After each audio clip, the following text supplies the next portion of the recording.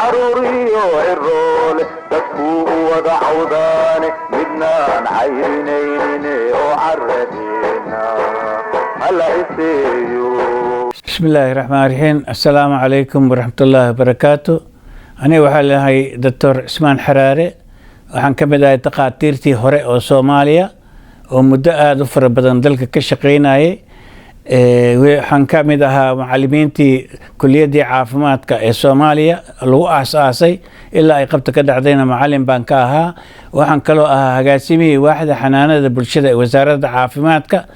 وليبا قاب سنة مارت أريمهان caafimaadka bulshada sida tallaalada iyo caafimaadka hooyooyinka iyo kulli wax kasta qaabilsanaa. maanta waxaan rabaa inaan ka hadlo xoogaa cudurkan coronavirus siiba sida hadda uu Soomaaliya ugu soo laga kacleeyay iyo waxyaalaha loo baahan yahay in ay Soomaalida suubiso si cudurkan khatartiisa iyo dhimashadiisa loo yareeyo. cudurkan isaga waad ogtihiin dunida wuxuu ku jiray muddo 1 sano iyo 2 bilood ah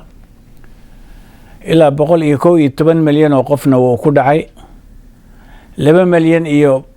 barna way u dhinteen adduunka. Soomaaliya ilaa hadda cudurkan wuxuu ku dhacay 6,057 qof dad camal ah ilaa haddana waxaa ugu dhintay 202 qof. si haddaad moodo aad u fiirsato dunida kale waxay ka mid tahay Soomaaliya meelaha xoogaa nasiibka leh وسا aad ugu fidin laakiin hadda waxaan maqlaynaa waayahan dambe in cudurkii aad iyo aad maarta u kacay waliba noocyadii cusbaa oo ahaa kii South Africa iyo kii London Ingiriiska oo gaareen Soomaalida haddana dad aad u fara badan ay ugu jireen isbitaalku jiraan dhimashadan ay badan tahay. run ahaantii waa nasiib daro cudurkaanoo 1 sano iyo 2 bilood jiray inuu hadda dib Soomaaliya oo ka sii bilowdo oo waliba dardar cusub iyo dhimasho cusub oo ku bilaabo. taa waxaa keenaya marka cudurkan waxaa keena coronavirus wax la yiraaho waa virus wuxuuna ku fidaa 2 qof dhexdood qof qaba iyo qof aan qabin. qofka qaba ayuu ku jira cudurkan dibadda ma joogo hawadana lama socdo wuxuu ku jira qofkaas fidinaya. cudurkan dadka markuu ku dhaco waxay isku arkayaan qandho qufac neefta ku dhigta madax xanuun kor xanuun kor jajab. dadka qaarkood waxay sheeganayaan inuu urka iyo dhadhankii ka tagay qaar waxay sheegayaan shuban iyo matag. marka taas waxaa ka daran oo dhibaatada xoog leh waliba wada waxa weeye dad aad iyo aad u fara badan oo cudurkan uu ku dhacay ayaan haba yaraatee wax calaamada lahayn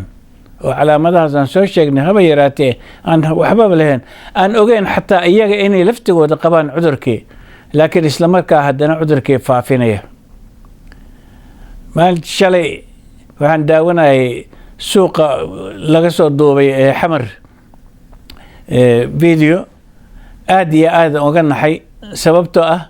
waxaad moodaa Soomaalida inay haba yaraatee wax dareen oo cudurkan ku saabsan ay qabin. maaska ma xirna kala dheeraashadii ma jirto waa la isdhex marayaa garbaha la isku degayaa waa la ishuminayaa waa la salaamayaa. cudurka cudur faafo waaye cudurada faafana waxay ku fidaan isu imaatinka. marka la leeyahay cudurkan 2 mitir iyo ka badan isu jirsada micnaheeda waxa weeye cudurkan wuxuu ku jiraa qofkan qaba wuxuuna ka soo baxayaa sankiisa iyo afkiisa markuu qayliyo hadlo ama qufaco. waxa afkiisa ka soo baxa 2 mitir ba soo gaarayaan haddaad u jirsato 2 mitir iyo ka badan kuma soo gaarayaan dhulkii ku dhacayaan intii adigu soo gaarin. micnaha 2 mitir iyo ka badan isu jirsada taas weeye. waxa loo baahan yahay gacmaha in la iska dhaqo. iska dhaqida gacmaha ma aha faraxalkaan naqaanay waa saabuun iyo biyo in lagu dhaqo gacmaha oo yaraan 20 ilbiriqsi. taas micnaheeda waxa waaye gacmuhu waa meesha bini aadanka jirka ugu wasakh badan waaye. labadeena gacmood meesha jirka bini aadanka ugu wasakh badan waaye li'anna meel kasta lagu taabanaya wax kastaad ku taabanaysaa. marka waxaa loo baahan yahay mar kasta oo aad dibadda u baxdo ama aad wax taabato inaad gacmaha iska dhaqdo saabuun iyo biyo iska dhaqdo ma aha faraxalkaan naqaanay waa iska dhaqid gacmaha laga saabuun iyo biyo lagu dhaqayo waay waxaa kaloo la rabaa maaskada in la xirto maaskada weliba wax taraysa waxa waaye midda 2 fidqo ama 3 fidqo ka kooban laakiin maaskada marka la xiranayo waa inay sanka iyo afkaba daboosho oo si fiican intaas u daboosho weeye Soomaalida waxaad arkaysaa maaska u xiran afka daboolan sanka waa furan yahay ama garka hoostiisa ku wataanba waxa inta ka badan inta aan xirneenba oo isdhex yaacaya taasa marka waxay keentay in cudurkii dib hadda ugu soo laba kacleeyo Soomaaliya oo dad fara badan ay u dhimanayaan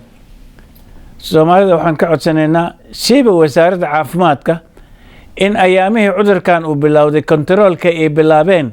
iyo taxadirkii bilaabeen inay dib u soo celiyaan oo ah hadda waxaa igu maqaalo ah cudurrada hadda Soomaaliya ka socda inay ka yimaadeen in laga helay dad ka yimid South Africa iyo Ingiriiska waxay geeyeen meeshaas waa nooc cusba oo ahaa maartay coronavirus isu bedelay ah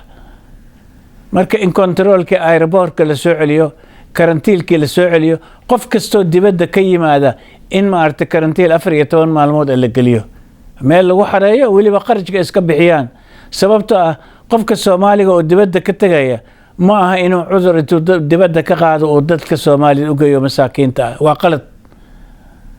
taas marka waxa weeye in dawladda ay war cad ka soo saarto siiba wasaaradda caafimaadka qof kastoo dibadda ka imaanaya inuu ka fiyow yahay cudurka uu sidin talaal baa hadda dunida ka bilowday qofkaas inuu talaaladaas qaato ogaadana inuu ma arto cudurka qabin oo iska jeegaray oo xaanshi u la yimaado markuu dibadda ka tagayo xaanshi cadeynaysa inuu cudurka qabin ma aha in cudur dibadda laga qaado oo ummadda Soomaaliyeed oo ay walba iska dhibaneed loo geeyo ma aha xaqna ma aha waxaan ka codsanaynaa ummadda Soomaaliyeed